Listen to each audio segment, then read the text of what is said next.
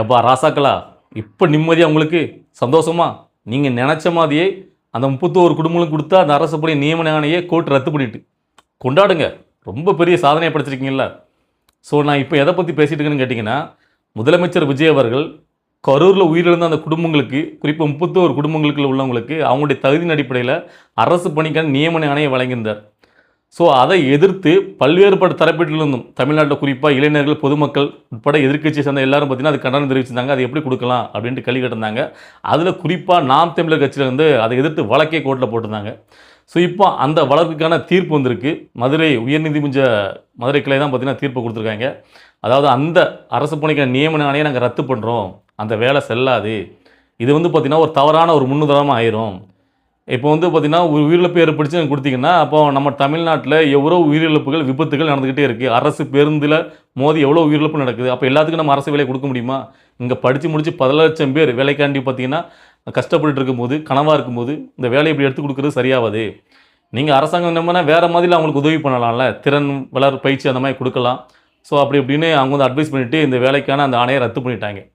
So இப்போ இந்த நீதிபதி கொடுத்த அந்த தீர்ப்பில் நான் என்ன சொல்லணும்னு கேட்டிங்கன்னா, ஓகே உங்களுடைய வாதம் முற்றும் சரியானது, நான் ஏற்றுக்கிறேன். ஏன்னா எனக்கும் பார்த்தீங்கன்னா முதலமைச்சர் விஜய் அவர்கள் இந்த கரூர் உயிரிழந்தவங்களுக்கு அரசு பணி கொடுக்க போகிறாங்கிறதுல ஒரு சின்ன வந்து பார்த்திங்கன்னா எனக்கு மாறுபட்ட கருத்து இருந்துச்சு.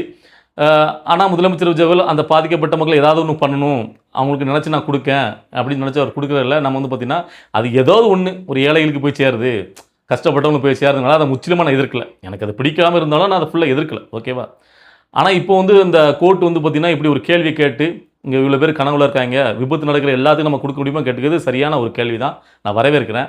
ஆனால் எனக்கு ஒன்றே ஒன்று மட்டும் கோர்ட்டில் எனக்கு கேட்க தெரியுது. என்ன கேட்டிங்கன்னா, இப்போ இது வந்து பார்த்தீங்கன்னா ஒரு தவறான முன்னுதாரணம் சொல்லிட்டு நீங்கள் வந்து பார்த்தீங்கன்னா ரத்து பண்ணுறீங்கல்ல, அப்போ கள்ளச்சாராயம் குடித்து இறக்குறாங்கல்ல, அவங்களுடைய ஒவ்வொரு குடும்பத்துக்கும் 10,00,000 ரூபா அரசாங்க செயல்ந்து கொடுக்காங்கல்ல, அது சரியா? அதை நீங்கள் ரத்து பண்ணீங்களா நான் கேட்குறேன். இல்லை அதை எடுத்து யாரும் வழக்கு தொடரலையா? இல்லை எனக்கு புரியலை. இப்போ ஒரு விபத்துங்கிறது கூட ஓகே. விபத்து இப்போ வந்துட்டு அதாவது அரசாங்க தவறினால் நடக்கக்கூடிய ஒரு விபத்து கூட ஒரு 5 லட்சம் 2 லட்சம் தான் பார்த்தீங்கன்னா அரசாங்க சார்லேருந்து கொடுக்கப்படுது மேக்ஸிமம். நிறைய விபத்துகள் கூட அது கூட கிடைக்க மாட்டேங்குது.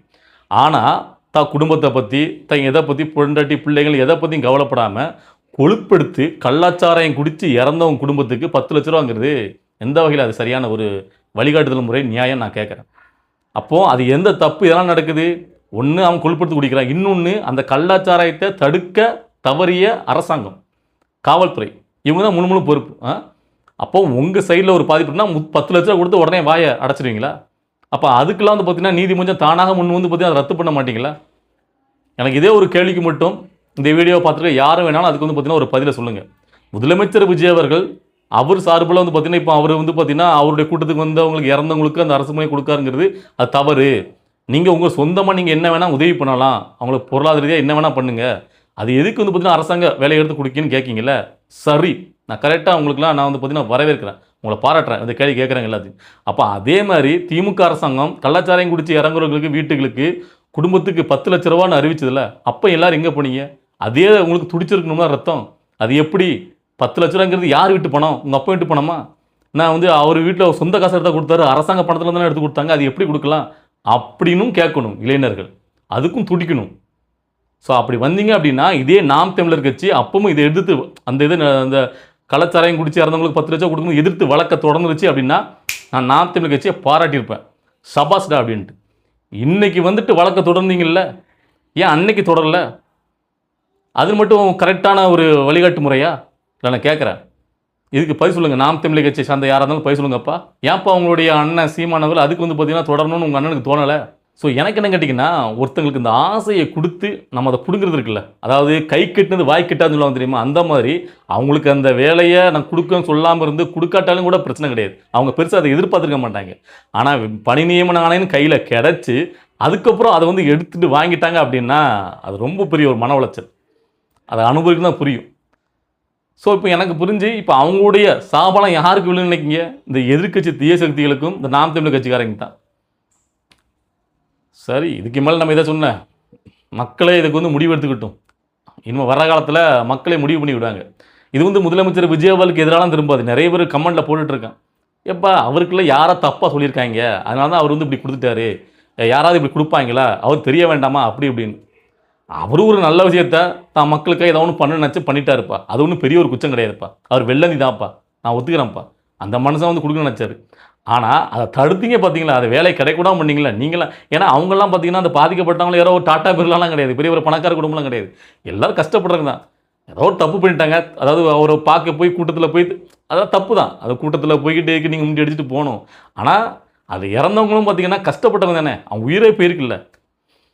சரி ஏதோ ஒன்று அதாவது நாம் தமிழர் கட்சி தனக்கு தானே ஆப்போச்சுக்கிறீங்க. ஆனால் ஒன்று, இப்போ நீங்கள் 4% வாங்கியிருக்கீங்களே, இனிமேல் நீங்கள் அதை கூட வாங்க மாட்டீங்க, நக்கிட்டு தான் போயிடும். நாம் தமிழர் கட்சி இருக்க நக்கிட்டு தான் போகும். இல்லை எனக்கு என்ன கோவம்னா, திமுக ஆட்சியில் எவ்வளோ விஷயங்கள் நடக்கும் போதெல்லாம் ஒரு தடவையாவது எதிர்த்து வழக்கு தொடர்ந்தீங்களா? இங்கே ஒரு பாதிக்கப்பட்டவங்க கொடுக்கும்போது அது உடனே வழக்கு. சரி, இதெல்லாம் பார்க்கும்போது உங்களுக்கு என்ன தோணுது அப்படிங்கிறதையும் கமெண்ட்டில் பதிவு பண்ணுங்கள். அதுக்கு அப்புறமா பார்த்தீங்கன்னா இன்னொரு முக்கியமான விஷயத்தையும் பேசணும். என்னன்னு கேட்டிங்கன்னா, பிசிகே கட்சியோட தலைமைச் செயலாளர் ஆளூர் சனவாஸ் ரொம்ப வந்து பார்த்தீங்கன்னா எகத்தாளமாக இன்னமும் தமிழ்நாட்டில் பாஜகவோட ஆட்சி தான் மறைமுகம் நடந்துகிட்ருக்கு அப்படின்னு சொல்லி ரொம்ப ஏக வசனத்தில் பார்த்தீங்கன்னா ரொம்ப அவதூறாக முதலமைச்சர் விஜய் அவர்களும் கட்சியினோட செயல்பாடுகளையும் விமர்சித்து பேட்டி கொடுத்துட்டாரு. அந்த பேட்டியை நான் இப்போ சமீபத்தில் தான் பார்த்தேன். அதை பார்த்த உடனே எனக்கு என்ன கேட்கணும்னு தோணுச்சுன்னா, அந்த ஆலோசனை வசதியாக எனக்கு பெருசாக எதுவும் கேட்கணும்னு தோணலை. ஏன்னு கேட்டிங்கன்னா, அந்த அளவுக்கு ஒரு திமுகவுடைய கொத்தடிமை கைகூலி, அதனால் அந்த ஆள் அப்படி தான் பேசணும்னு தெரியும். ஆனால் அப்படிப்பட்ட ஆள் விசிஏ கட்சியிலேருந்து பேசுகிறான்ல, அதுதான் எனக்கு வந்து பார்த்திங்கன்னா நிறைய கேள்விகளை எழுப்புது. ஏன் வந்துட்டு திருமாவளவன் அந்த ஆலோசனை கண்டிக்கலை? உங்கள் கட்சியிலே ஒருத்தர் இருந்துக்கிட்டு உங்கள் கட்சியில் நீங்கள் அங்கே வைக்கிற கட்சி அமைச்சரில் பங்கு பெறுற கட்சியை இந்த அளவுக்கு விமர்சிக்காருன்னா, அப்போ நீங்கள் அந்த கட்சியில் தானே இருக்கீங்க, அந்த கூட்டணியில் தானே இருக்கீங்க. ஏன் இதை கண்டிக்க மாட்டீங்களா? இதுக்கு முன்னாடி திருமாவளவன் அவர்கள் வன்னியர்ஸ் எல்லாரும் பார்த்தீங்கன்னா விமர்சிச்சிருக்கீங்க. அப்போ நீங்கள் வந்து பார்த்தீங்கன்னா அமைச்சரில் பங்கு பெறலை, வெளியில் இருந்தீங்க, எதிர்கட்சியில் இருந்தீங்க, அதனால் விமர்சிச்சிங்க. அதையே நாங்கள் வந்து பார்த்தீங்கன்னா விமர்சிட்டு இருக்கேன். அப்படிப்பட்ட நீங்கள் எதுக்கு இப்போ வந்து சேர்ந்தீங்க அப்படின்ட்டு. ஏன்னா அப்போ வந்து திருமாவளவன் அவர்கள் பாஜக பெற்றெடுத்து போட்ட பிள்ளைன்னு திருமாவளவன் வன்னியர்ஸ் எல்லாம் விமர்சித்தாங்க. இப்போ வந்து சேர்ந்துக்கிட்டீங்க. சரி சேர்ந்தாச்சுல்ல, இனிமேலாவது கொஞ்சம் யோக்கியமாக இருக்கணுமா வேண்டாமா? நீங்கள் வந்து பார்த்தீங்கன்னா ஒரு நாளுக்கு ஒரு நாளாக ஒரு மாதிரி பேசிகிட்டு இருக்கீங்க, குத்தி குத்தி காட்டிகிட்டு இருக்கீங்க. உங்கள் ஆளை விட்டு அதுக்கப்புறம் நீங்கள் வந்து பார்த்தீங்கன்னா இப்படி பேச வைக்கிறது உங்களுடைய அனுமதி இல்லாமல் ஆலோசனை இப்படி பேசுவாரா? இப்படி ஒரு பேட்டியை கொடுப்பாரா? அப்போ பின்னாடி இருந்துட்டு நீங்கள் வந்து அதை ஒத்து ஊதிட்டு ஆமாம் நீ இப்படி பேசுகிற மாதிரி பேசு அப்படின்னு சொல்லிட்டு நீங்களே தூண்டி விட்றீங்களா? இல்லை நான் கேட்குறேன், அது எப்படி? இதுக்கப்புறம் பார்த்தீங்கன்னா தமிழை வச்சுக்கோட தலைமை இதுக்கு வந்து பார்த்தீங்கன்னா சரியான ஒரு தீர்வு எடுக்கணும். இது வந்து சரியான எனக்கு தெரியல. பொதுமக்கள் நீங்கள் பார்த்துட்டு இருக்க மக்கள் நம்ம வந்து பார்த்திங்கன்னா தமிழை வச்சுக்கிறதுக்கு எது நல்லதோ அதை தான் நம்ம பேசிகிட்டு இருக்கோம். இதை நம்மளுக்கு மற்றவங்க மேலே யார் மேலேயும் ஓரவஞ்சனையோ இவங்களை விமர்சிக்கணும் அப்படிங்கிற கட்டாயம் எதுவுமே கிடையாது. உங்களுக்கே புரியும் இதை பார்த்துட்டு இருக்காங்க. நான் எப்போவுமே உண்மையாக தான் பேசுவேன், உங்களுக்கு தெரியும்னு நினைக்கிறேன். அதாவது ஆலோசனை இந்த அளவுக்கு வன்மமாக தமிழை வச்சுக்கிறதையும் முதலமைச்சர் விஜய்க்கு ஆவதூறாக பேசுகிறாரு. ஆனால் திருமாவளவன் அதை கண்டிக்காமல் வேடிக்கை பார்க்காரு. சரி, உங்களுடைய செயல்பாட்டை மீறி உங்களுடைய கட்டுப்பாட்டை மீறி ஆலோசனை அப்படி பேசுகிறாருன்னா அப்போ உங்கள் கட்சியிலேருந்து விலக வேண்டியதுன்னா அவரை அதையும் நடவடிக்கை எடுக்க மாட்டீங்க. அப்போ உங்களுடைய வரம்பை மீறி அவர் பேசலான்னா அப்போ உங்களுடைய அனுமதியோடு அவர் பேசுகிறாரா? இதுக்கு திருமாவளவன் பதில் சொல்லணும். என்ன உங்கள் கட்சியிலேருந்து ஒருத்தர் பேசுவார், நீங்கள் வேடிக்கை பார்த்துட்டு அந்த கட்சியில் அமைச்சரில் பங்கு பெறுவீங்களா? எனக்கு ஒன்றும் புரியல. அன்னைக்கு என்ன பாரஞ்சித்து முழுக்க முழுக்க பார்த்தீங்கன்னா இது ஏமாச்சம் தான். இவங்க வந்து பார்த்தீங்கன்னா 8 தலித்துக்கு அமைச்சர் பதவி கொடுத்தவங்களாம் அது வந்து பார்த்தீங்கன்னா எதற்கு பிரயோஜனம், எங்கள் தலித்துகளுக்கு என்ன பண்ணாங்கன்னு சொல்லி முழுக்க முழுக்க சாதி வன்மத்தோடு பேசியிருந்தார். அதே மாதிரி தான் அடுத்தாப்பில் திருமாவளவன் அதே மாதிரி தான் பேசியிருந்தார். எத்தனை பேர் பார்த்தீங்கன்னு தெரில. இது ஏமாச்சம் தான், அம்பேத்கர் சிலையே திறக்க முடியல, எந்த ஆட்சி மாறினாலும் அரசு அதிகாரிகளையும் இதே காவல்துறை தான் மாற்றுறாங்க, மாறினாலும் நம்மளுக்கு எதுவுமே மாற மாட்டேக்கு, பெரும் ஏமாச்சம் தான் அப்படிங்க. ஏமாச்சம் தானே, அப்புறம் எதுக்கு ஒட்டிகிட்டு இருக்கீங்க? கிளம்புங்கிறேன். எதுக்குன்னு கேட்குறேன். எதுக்கு வந்து போலி நாடகத்தை ஆடிட்டு இருக்கீங்கன்னு கேட்குறேன். நம்மளுக்கு தான் கோபம் வருது. தமிழை வச்சுக்க தலைமை ஏன் வந்து அமைதியாக போகிறான்னு தெரில. அதாவது எனக்கு இன்னொரு கேள்வி கேட்கணும். அமீரும் ரொம்ப கேவலமாக நம்மளது முதலமைச்சர் விஜய் அவர்களையும் டிவிக்கையும் விமர்சித்தார் அன்னைக்கு இந்த நீட்டு போராட்டத்தில். அதே மாதிரி தான் பார்த்தீங்கன்னா ரஞ்சித்தும் பேசியிருந்தாப்புல. ஆனால் இங்கே தமிழை வச்சுக்கிறது சைட்லேருந்து அமீரை எதிர்க்கிற அளவுக்கு ரஞ்சித்தை யாருமே எதிர்க்கலை. அதுவுமே எனக்கு வந்து பார்த்தீங்கன்னா ஏற்றுக்கிற மாதிரி இல்லை. ஏன் வந்து பார்த்தீங்கன்னா அப்படி போகிறீங்க எனக்கு புரியல. எந்த அளவுக்கு சாதி வன்மத்தோட இதெல்லாம் ஒரு மாற்றமா அப்படின்னு சொல்லி கேவலப்படுத்தி பேசியிருந்தா அந்த ரஞ்சித் அதுக்கெல்லாம் சரியான பதில் கொடுத்துருக்கணும்.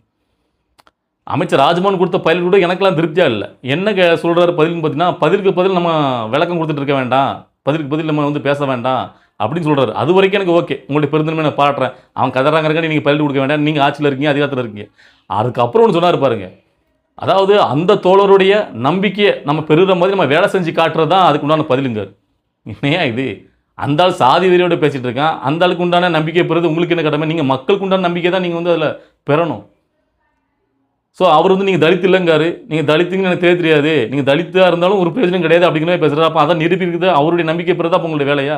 நான் உங்களுக்காண்டி பயங்கரமாக சப்போர்ட் பண்ணி ஃபயர்லாம் விட்டுட்டுருக்கேன். ராஜ்மோகன் பார்த்தீங்கன்னா சரியான ஒரு ஆள், அவர் வந்து பார்த்தீங்கன்னா தலித்துக்கான அமைச்சர் கிடையாது, ஒட்டுமொத்த தமிழ்நாட்டு மக்களுக்கான அமைச்சர் அப்படின்ட்டு. ஆனால் ராஜ்மோகன் இப்படி ஒரு பதிலை சொல்கிறாரு, அந்த தோழருடைய நம்பிக்கை பெற மாதிரி நாங்கள் வேலை செஞ்சு காட்டுறது தான் சரியான பதிலுங்காரு. எனக்கு என்னமோ தெரியாமல, அது வந்து எனக்கு மனசுக்குள்ளே சொல்லணும்னு தோணுச்சு, அதை நான் முன்னாடியே வச்சுட்டேன். சரி, ஓகே. இன்றைக்கி இந்த வீடியோ பார்க்கும்போது உங்களுக்கெல்லாம் என்ன தோணுது? நான் பேசுகிற விமர்சனங்கள் அதில் வந்து உங்களுக்கு எதாவது மாற்றிக்கிறது இருக்கா? இல்லை அது சரி தவறு எதாக இருந்தாலும் உங்களுடைய கருத்துக்களை கமெண்ட்டில் பதிவு பண்ணுங்கள். நான் எனக்கு என்ன மனசில் தோணுதோ சரியாக அவங்க முன்னாடி வச்சிடுறேன். உங்களுக்கு என்ன தோணுதோ கமெண்ட்டில் சொல்லிட்டு போங்க. ஹைப் பண்ணுங்கள், ஷேர் பண்ணுங்கள். அடுத்தது கட்ட அரசியல் நிகழ்வு பார்த்து நம்மளுடைய வீடியோ வரும். வெயிட் பண்ணுங்கள்.